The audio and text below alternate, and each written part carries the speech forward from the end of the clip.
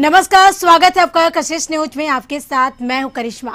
खबरों की करेंगे शुरुआत। सबसे पहले बात करेंगे तेजस्वी यादव दिल्ली से पटना लौट आए हैं। तेजस्वी यादव ने पटना एयरपोर्ट पर बातचीत में कहा कि लालू जी की तबीयत खराब है, डॉक्टर की निगरानी में है। नीतीश कुमार ने अपने मंत्रियों के साथ सभी जनप्रतिनिधियों का संक्रमण के दौरान तो आने जाने पर ही प्रतिबंध लगा दिया था। हालांकि तेजस्वी यादव ने लोजपा के टूटने पर कहा कि नीतीश कुमार ने पहले भी लोजपा को तोड़ने की कोशिश की थी।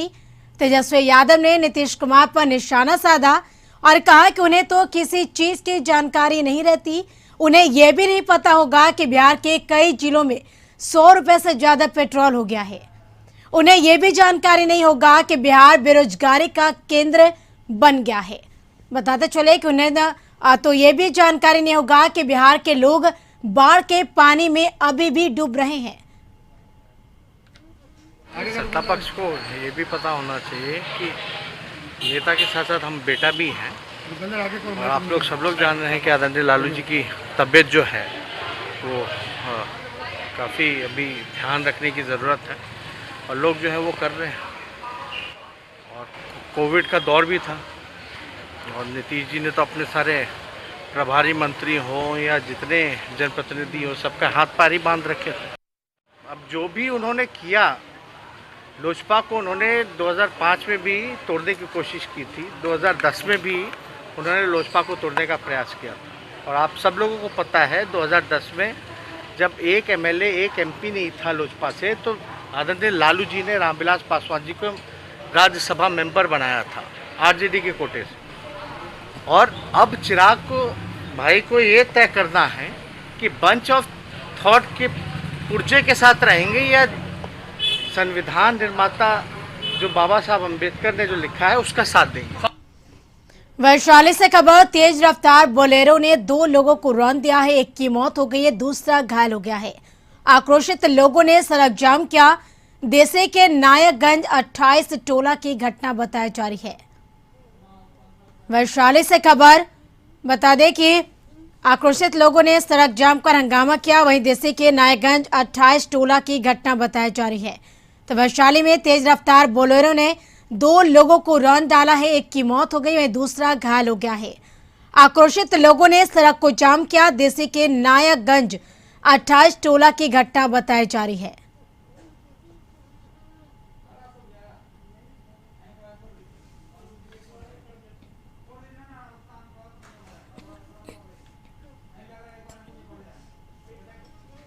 बढ़ेंगे अगली खबर की ओर। खबर पटना से, जहां एसटीईटी अभ्यर्थियों का हंगामा देखने को मिला। सचिवालय के बाहर हंगामा हुआ। रिजल्ट में धांधली का आरोप है, यानी रिजल्ट में सुधार की मांग को लेकर एसटीईटी अभ्यर्थियों ने हंगामा किया। सचिवालय के बाहर एसटीईटी अभ्यर्थियों ने हंगामा किया। रिजल्ट में धांधली का आरोप लगा। रिजल्ट में सुधार की मांग की जा रही, इसको लेकर एसटीईटी अभ्यर्थियों का हंगामा देखने को मिला सचिवालय के बाहर।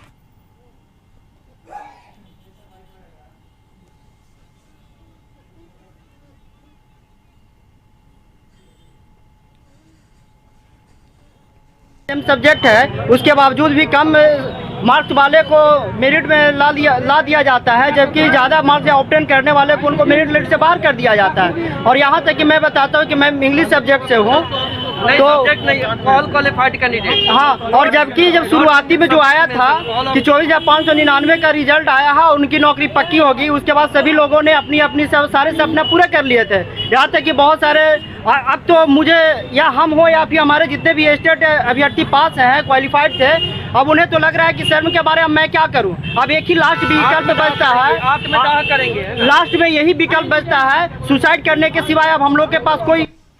अधिक जानकारी के लिए पटना से हमारे संवाददाता मरगूब आलम जुड़ चुके हैं हमारे साथ फोन पे। मरगूब, किन मांगों को लेकर एसटीईटी अभ्यर्थियों द्वारा हंगामा किया जा रहा है? देखिए, अभी से लगभग 2 दिन पहले एसटीईटी अभ्यर्थियों का रिजल्ट निकला है 3 विषयों का, और उस रिजल्ट में इनका आरोप है कि धांधली की गई है। धांधली इस वजह से इनका कहना है कि आज से लगभग 8 महीना पहले जिन लोगों को मेरिट लिस्ट में दिखाया गया था, उनको इस रिजल्ट में डिस्क्वालीफाई कर दिया गया। इनका कहना है कि यह कैसे हुआ। शिक्षा विभाग जवाब दे, जो लोग पहले से क्वालिफाई हैं अब रिजल्ट में उसको आप डिस्क्वालीफाई बता रहे हैं, ऐसा कैसे हुआ? इन्हीं मांगों को लेकर के इन लोगों ने सचिवालय का घेराव किया है। फिलहाल वहां अभी अधिकारियों से इनकी बातचीत की कोशिश की जा रही है, पुलिस वहां पहुंची है और फिलहाल इनसे बातचीत की जा रही है। इनका कहना है कि अगर अधिकारियों ने इनकी सुनवाई नहीं की तो वो न्यायालय में जाएंगे और सड़क पर संघर्ष करेंगे, क्योंकि इनकी जिंदगी का सवाल है और राज्य सरकार ने इन लोगों के साथ बहुत बड़ा नाइंसाफी किया है और जो लोग पास थे उनको डिस्क्वालीफाई करना कहीं ना कहीं इनका कहना है कि इनके मौलिक अधिकार का हनन है। इन्हीं मांगों को लेकर आज ये लोग सचिवालय का इन लोगों ने घेराव किया था। फिलहाल इन लोगों से बातचीत चल रही है, अधिकारियों से इनकी मिलाने की कोशिश की जा रही है। अधिकारियों से मिलने के बाद अधिकारियों का जो कहते हैं कि जवाब आएगा और जो कार्रवाई होगी उसके बाद ये लोग अपनी रास्ता तय करेंगे। लेकिन इनका कहना है कि ये लोग हाईकोर्ट जाएंगे और कल तक इन लोगों का संघर्ष जारी रहेगा। करिश्मा, बिल्कुल, तमाम जानकारी के लिए शुक्रिया मरगो। बढ़ेंगे अगली खबर की ओर। खबर नालंदा से, जहां युवक की गला रेत कर हत्या कर दी गई। हत्या कर शव को खेत में फेंका गया है। बिहार थाना इलाके के इमादपुर मोहल्ले की घटना बताई जा रही है। अधिक जानकारी के लिए नालंदा से हमारे सहयोगी राजकुमार जुड़ चुके हैं फोन पे। राजकुमार, युवक की गला रेत कर हत्या कर दी गया कि पूरा मामला क्या है, क्या अहम जानकारी इस खबर को लेकर? देखिए, सुबह लोगों ने देखा कि एक व्यक्ति का शव गिरा हुआ है। शव जब देखने के बाद पता लगा कि युवक की गला रेत कर हत्या की गई है। फिलहाल अभी शव की पहचान नहीं की गई है और पुलिस मौके पर पहुंचकर शव को पहचान के लिए बिहार के सदर अस्पताल लाई है और पूरे मामले की जांच में जुट गई है। जी बिल्कुल, तमाम जानकारी के लिए शुक्रिया राजकुमार।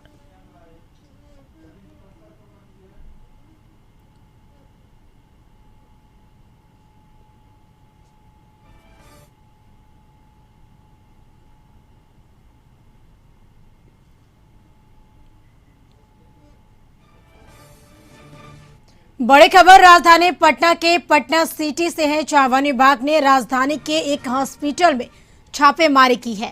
वन विभाग ने यह छापेमारी पटना सिटी स्थित धनकी मोड़ स्थित चिरायु हॉस्पिटल में की है।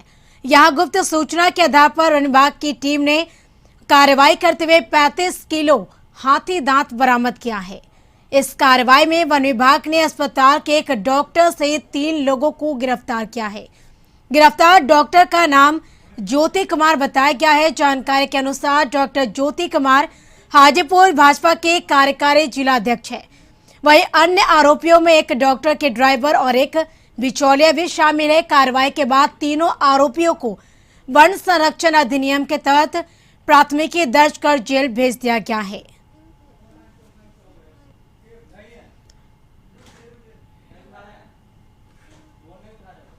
तो वन विभाग की टीम ने बड़ी कार्रवाई की है। पता चले कि हॉस्पिटल में छापेमारी की है।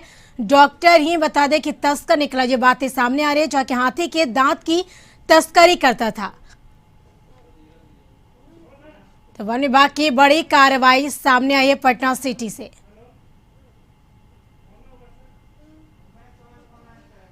अधिक जानकारी के लिए पटना सिटी से हमारे सहयोगी उमेश चौबे जुड़ चुके हैं हमारे साथ फोन पे। उमेश, किन मामलों को लेकर हॉस्पिटल में छापेमारी की गई है, क्या अहम जानकारी?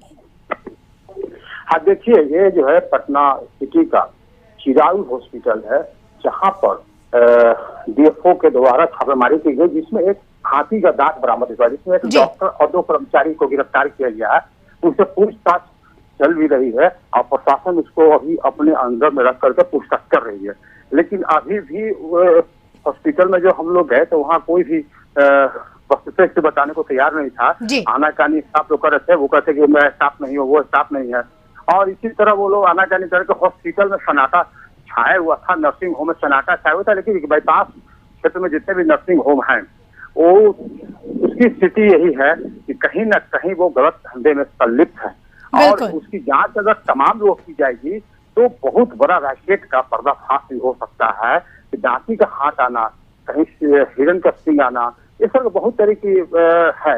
कहीं कि नर्सिंग होम है तो उसके सजावट के रूप में भी रखा गया, बात का छल्ला भी है, तो उसकी जांच कौन करेगा? सबसे बड़ी बात है कि यहाँ तो सबसे बड़ा है कि अगर गलत आप कर रहे हैं, अगर उसको पकड़ धकड़ होगी तो सारे डॉक्टर ही कहते हैं कि वो हड़ताल पर चले जाएंगे। आप गलत भी करो और हड़ताल पर भी चले जाओ। तो दूसरी बात यह है कि यहाँ पर है कि अब डीएफओ के द्वारा जांच की प्रशासन जांच कर रही है। अब उसमें ये क्या पहल कर पाती है, ये तो देखने की बात होगी। जांच के बाद ही जिससे पता चलेगा। कि जांच की लितापोती होती है कि यह बिल्कुल, कार्रवाई क्या होती है। लगता है, क्योंकि जिस प्रकार से जो बातें सामने आ रही है कि 3 लोगों की गिरफ्तारी हुई है, क्या 3 लोग के अलावा और भी कोई इस में शामिल है? क्या कोई नाम भी सामने आ रहा है? देखिए, एक तस्करी का मामला हो सकता है। अंतर्राष्ट्रीय गिरोह इस तरह के तस्कर का व्यवहार करते हैं। हाथी के दांत, हिरण के सींग, बाघ के छल्ले, दांत, ये तमाम चीज जो है बहुत कॉस्टली होती है, जो अंतर्राष्ट्रीय बाजार में इसका करोड़ों रुपए का मूल्य का सींग का, हाथी के दांत का दाम लगाया जा सकता है। और इसलिए कहीं ना कहीं अंतर्राष्ट्रीय लेवल पर इस तरह का तस्करिया हमेशा खबर भी काफी आया करता है कि ये जिस तरह तस्कर यहाँ गिरफ्तार हुए, अंतर्राष्ट्रीय बाजार कितना उनका मूल्य का लागत रहा है, तो ये तस्कर है या शौक के शौकीन है, किस तरह का, तो जांच के बाद ही किसी से पता चलेगा कि मामला क्या है इसमें। बिल्कुल, तमाम जानकारी के लिए शुक्रिया। लगातार हुए बारिश से छोटी छोटी नदियां उफान पर है। फल्गु नदी का सहायक महतमाई नदी में उफान आने के कारण दनियाबा प्रखंड के होरी लवीगा गांव के पास पटना बिहार शरीफ NH30A सड़क पर लगभग 1 फीट पानी चढ़ गया है। हालांकि अभी सड़क पर परिचालन बाधित नहीं हुआ है। वहीं दूसरी ओर प्रखंड के निचले हिस्सों में महतमाई नदी का पानी घुसने से सैकड़ों एकड़ में लगी मकई की फसलें डूब गई है। उधर उत्क्रमित मध्य विद्यालय मकसूदपुर में पानी भर गया है। इस संबंध में बताया जा रहा है कि लगातार हुई बारिश के कारण प्रखंड क्षेत्र से गुजरने वाली नदियों में उफान आ गई है, जिससे मकसूदपुर, शिवचक, मुंडेरा, नीमी, सलारपुर आदि गांव की खेती में लगी फसलें डूब गई है, जिससे किसानों को लाखों की क्षति हुई है। यहाँ रुकेंगे एक छोटे से ब्रेक के लिए। ब्रेक के बाद जल्द हाजिर होंगे। हजारीबाग के हुड्डू बाबा पथ सहित कई इलाके के पानी में डूब चुका है। जिले में इन दिनों से कई इलाकों में नाले का निर्माण हो रहा। नाले का निर्माण समय पर नहीं होने से बरसात में काम आधा अधूरा छोड़ दिया गया है और अब बरसात का पानी घरों में घुस रहा। आलम यह कि बाबा पथ इलाके के कई घर पानी में डूब चुके हैं। यहाँ के लोग दूसरे के घर में रहने को विवश है। जिनका घर 2 मंजिला मकान है, वो दूसरी मंजिल पर शिफ्ट कर गए हैं। 2 फीट से अधिक पानी भरा हुआ है और कुएं का पानी जो पीने के उपयोग में आ रहा था, वह बरसात का पानी भर गया है। अब वो पीने लायक भी नहीं रहा। सांप, बिच्छू और बरसाती कीड़े मकोड़े के कारण लोग डरे हुए भी हैं और आलम यह कि राशन भी घर पर पहुंचाने के लिए कोई पहुंच नहीं रहा है। अधिकतर परिवार यहाँ सेवानिवृत्त होकर रह रहे और उनके बच्चे बाहर काम करते हैं और ऐसे में वृद्ध लोगों को काफी समस्या हो रही है। ये कि पानी तो भरा हुआ है, जितना आप देख रहे हैं उससे अधिक पानी थी। करीब 3.5-4 फीट का था और घर से बाहर निकल नहीं पा रहे। खाने पीने के हर चीज़ की समस्या खड़ा हो गया। मेरे घर का सबसे ज्यादा खराब है। गंदा पानी भी हम लोग को पीने पड़ रहा है। इतना गंदा पानी यूज हो रहा है, इससे बीमारी भी बढ़ेगा। कोरोना तो है ही, ऊपर से और भी कोई भी बीमारी हो सकता है। जब हम लोग अपनी तरफ से सब क्लियर कर रहे हैं, जो भी प्रोसेस है, आपका जो टैक्स रहता है हम लोग भरते हैं, तो आपका भी जो प्रोसेस आके चेक कीजिए कहाँ क्या दिक्कत है, किधर क्या प्रॉब्लम है, आपको चेक करना चाहिए। इंसिडेंट होने के बाद, इंसिडेंट होने से पहले चेक करना चाहिए कैसा इंसिडेंट होने। लगातार हो रही बारिश के कारण एक तरफ जहां नदियों के जलस्तर में लगातार वृद्धि हो रही, वहीं समस्तीपुर का शहरी इलाका का बरसात के पानी में बाढ़ जैसी स्थिति उत्पन्न हो गई है। समस्तीपुर शहर के Kashipur, Tirhut, academy road, Sonbarsa road, RNR college और BEd कॉलेज का इलाका पूरी तरह से जलमग्न है। लोगों के घरों में पानी प्रवेश कर गया है, जिससे वहां रहने वाले लोगों को काफी परेशानियों का सामना करना पड़ रहा है। सड़क से लेकर लोग घरों तक 2 से 3 फीट पानी भरे हुए हैं। आवश्यक काम होने पर लोग जान को जोखिम में डालकर घर से बाहर निकल रहे हैं। कई परिवारों की स्थिति है कि वह पूरी तरह से जल कैदी के रूप में रहने को विवश है। समस्तीपुर जिला प्रशासन के द्वारा पिछले मानसून में ही इस इलाके को जलभराव से होने वाली परेशानी से मुक्ति दिलाने का आश्वासन दिया गया था, लेकिन 1 साल बीत गए, कोई मजबूत प्रयास नहीं हुआ। इसका नतीजा एक बार फिर लोग परेशानियों का सामना कर रहे हैं। मोहल्ले में बेचते हैं आम, हम लोग घूम घूम करके पूसा रोड से आए हैं। क्या दिक्कत है? बहुत पानी तो यूं लग रहा है जैसे चारों तरफ जाल की तरह बिछा करके घेर रखा है। बेचते दूध बेचते हैं, घर तो बेला है। अच्छा। लेकिन भर ठमना पानी हेल करके जाना पड़ता है, बहुत कठिनाई। समझे। क्या कुछ मतलब जो है कहाँ कितने दूर तक दूध देते हैं, कहाँ देते हैं और क्या कुछ? काशीपुर देते हैं, मोहनपुर देते हैं, मूसापुर देते हैं। पूरा पानी? पूरे पानी हेल करके जाना पड़ता है। अधिक जानकारी के लिए समस्तीपुर से हमारे संवाददाता मंटून जुड़ चुके हमारे साथ ने। मंटून, लगातार हो रही बारिश से किस तरह के हालात देखे जा रहे हैं समस्तीपुर में? देखिए, समस्तीपुर का बीएड कॉलेज इलाका है जहाँ जो है लगभग 20,000 जो आबादी है, जो शहरी आबादी है, और कह सकते हैं कि समस्तीपुर की आधी आबादी जो है, जिले की आधी आबादी जो है, शहर की आधी आबादी लगभग जो जलमग्न है, पूरा जलमग्न है। और यहाँ जो व्यवस्था है, अगर बात की जाए तो जो ड्रेनेज व्यवस्था है वो सीधे जो है नरकीय रूप है, उसका कभी जो है जो नाले की ना सफाई हुई है न कुछ, मतलब जो कह सकते हैं कि इससे नगर परिषद से जो है नगर निगम में अपडेट तो कर दिया गया है, लेकिन जो व्यवस्थाएं होनी चाहिए थी वो व्यवस्था कहीं दिखाई नहीं पड़ रहा है, जिसके कारण जो शहर के जो आधी आबादी है वो जो है जलमग्न का जो पूरे जल से जो है पूरा हुआ। जी बिल्कुल मंटू, जिस प्रकार से कई घरों में पानी घुस गया, लगातार कई इलाकों में भी जलमग्न देखने को मिल रहा, क्या प्रशासन की तरफ से लोगों के लिए कोई राहत मुहैया नहीं कराई गई? क्या कोई पहल नहीं की गई लोगों की मदद के लिए? ऐसा अभी तक जो जिला प्रशासन या नगर निगम के नगर परिषद के द्वारा कुछ किया नहीं जा रहा है, जिसके कारण लोग आक्रोशित भी हैं। और उसी जगह बीएड कॉलेज में जो है लगभग 72 लाख रुपए की लागत से जो मुख्यमंत्री के द्वारा जो वीडियो कॉन्फ्रेंसिंग के जरिए उससे नाले का निर्माण के लिए जो है उसे जो है आवंटित हुआ था, उद्घाटन किया गया था, लेकिन आज एक वर्ष से अधिक होने को है, लेकिन उसे जो है फिर अपडेट उसे मतलब उसका काम जो है मतलब जो अभी तक जो टेंडर तक नहीं हो पाया, जिसके कारण जो है ग्रामीण जो है जो ग्रामीण शहरी लोग जो है आक्रोशित हुए। बिल्कुल, तमाम जानकारी के लिए शुक्रिया मंटू।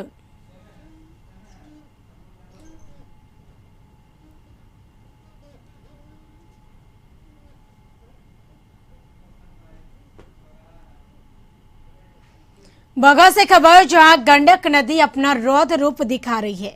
जलस्तर कम होने पर गंडक नदी कटाव कर रही है। बगहा शहर के अग्रवाल वाटिका के पास गंडक नदी कटाव कर रही है। बोल्डर पिचिंग कट रहा है। नदी पर 4 मीटर चौड़ी बोल्डर का बांध कट रहा है, जिससे नदी तट पर बसे ग्रामीणों में भय और दहशत का माहौल है। बोल्डर पिचिंग बांध की कटाव की खबर की सूचना पर अधिकारियों की टीम मौके पर पहुंचकर कैंप कर रही। ग्रामीणों का कहना है कि नदी सीधे तट से टकरा रही है, जिससे कटाव के हालात बन गए हैं। अब बोल्डर पिचिंग कट जाएगा तो गांव के साथ शहर पर भी कटाव का दबाव बढ़ जाएगा। गंडक विभाग के एसडीओ और अभियंता ने बताया कि सूचना पर हम लोग यहां पहुंचे हैं, कैंप कर रहे हैं। नदी का करंट बहुत तेज है। वहीं वरीय पदाधिकारियों को सूचित किया गया, उनके आते ही उनके दिशा निर्देश पर कार्य किया जाएगा और आवश्यकता अनुसार सैंड बैग मंगा लिया गया है। तट पर बसे ग्रामीण कटाव से दहशत में है। यहाँ पे पानी का दबाव बढ़ गया है, कटाव काफी जोरों से हो रहा है और इस पे सरकार से यही रिक्वेस्ट है कि वो ध्यान दे और इसको रोकने का प्रयास करें। हमनी के घर घड़ारी है, नहीं कहाँ रहे सब नदी गिरा था, सब पत्थर गिरा था पानी में, तो दिक्कत नहीं थे, कट जाये तो हमनी के कहाँ जाम सो। 1-1.5 मीटर लॉन्च किया है, 3-3.5 मीटर की लंबाई में, ठीक है ना। तो उसमें घबराने की बात नहीं है, उसको हम लोग पैक कर लेंगे। पहले फ्लड एक्सपर्ट आ जाए और चीफ साहब आ जाए तो उसमें कोई दिक्कत नहीं। अधिक जानकारी के लिए बगहा से हमारे सहयोगी राकेश जुड़ चुका हमारे साथ फ्रेम पे। राकेश, जिस तरह से लगातार और एक बारिश से गंडक नदी का जलस्तर भी बढ़ गया है, अगर देखा जाए तो पानी भी कई जगह खो गया, क्योंकि बढ़ोतरी देखी जा रही लगातार। छोटे छोटे नदियां भी हैं वो उफान पर है। अब कटाव होना भी शुरू हो गया है। इसको लेकर हालांकि निरीक्षण भी किया गया, तो क्या कुछ कहना अधिकारियों का? बता दें कि गंडक नदी का जलस्तर में जब काफी वृद्धि हुआ था, लेकिन अब जलस्तर जब घटता है तो जो नदी का किनारा होता है उसमें कटाव बढ़ जाता है। वही बगहा नगर के अशोक वाटिका के समीप गंडक नदी का कटाव शुरू हो गया है। जो बोल्डर पिचिंग किया गया था कटाव से बचाने के लिए, वो बोल्डर पिचिंग ध्वस्त हो रहा है, वो नदी में कट के जा रहा है।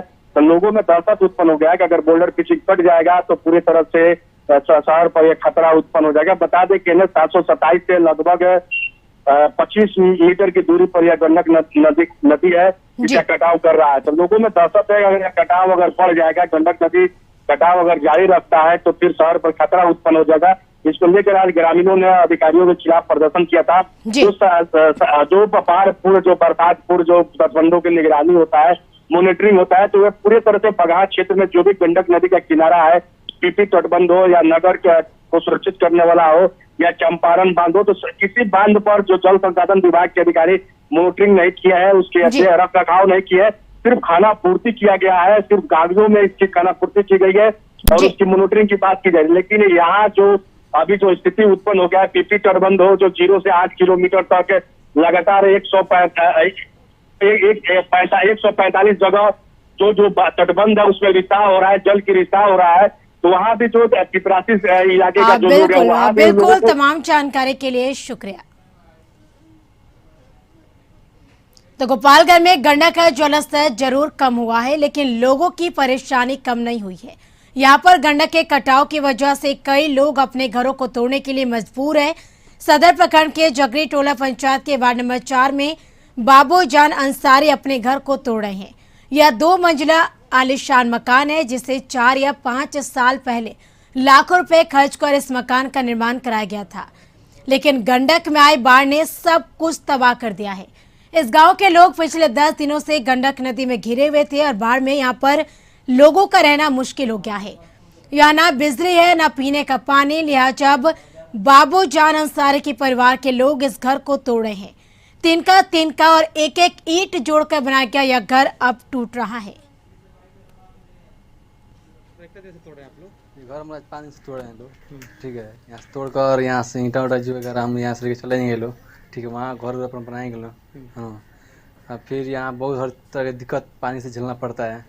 जब भी पानी आता तो पूरा घर द्वार में सब घुसता है, किसी का घर द्वार नहीं बाकी रखता है पानी घुसे बिना, इसीलिए हम यहाँ से चले जाएंगे। तो अब जहाँ अब सुविधा हुई भैसा कड़ी हुई तबे न किनाई बेसा है, तब जीवो नहीं तो लोग बेघर हो जाएंगे फिर आप लोग, तब का कर जाए, कहीं रह जाए।